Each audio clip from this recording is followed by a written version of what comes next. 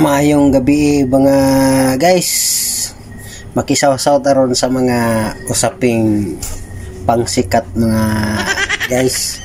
Kaning ginatawag na to nga alitan o hindi pagkaunawaan ng pamilyang Yulo laban sa kanilang two-time world gold medalist na si Carlos Yulo.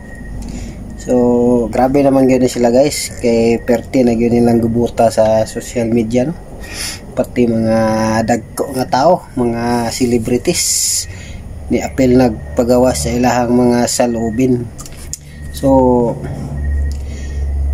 daghan po pabor sa kay Yulo, daghan po pabor sa pamilya ni Yulo, no? Labi na siya ginahan.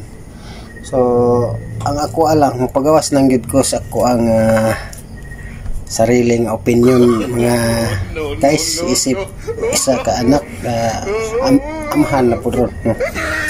Ang pinaka worst lang yun na nabuhat ni Carlos Yulo mga guys, kanang pagbaliwala niya, no, sa iyang mga pamilya. So mas gipaboran niya ang iyang kuan karon GF dito siya nagkuan, no? Sa kadako sa iyang na angkon nga kadaugan sa yang pag-apil-apil anang Olympic. So nabutang naman noon nga sa iyang kadako nga nadaog or premyo gikan sa iyang pagpaningkamot.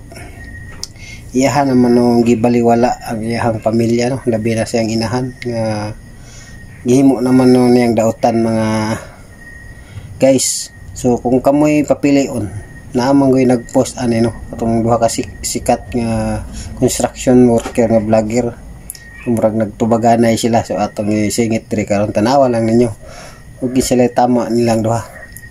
Para sa ako alang gyud mali gyud sa anak mo si Carlos, kay ngano man bisa kun sa pagkadako kadautan ang atong ginikanan ngalan nga diya tanagikan.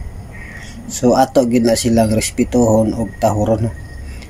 So wala man nagaingon ang atong ginikanan nga responsibilidad nato nga ato silang tabangan.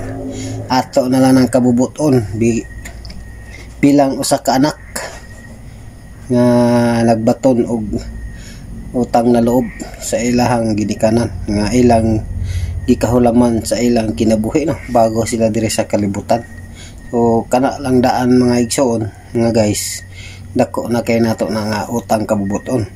So sa ako alang nga sariling opinion, mali gid kayo si Carlos Yulo sa iyang gibuhat karon. Hinaot nga matauhan siya mga guys, nga mangayo siya pasaylo sa iyang ginikanan samtang dili pa ulahi ang tanan.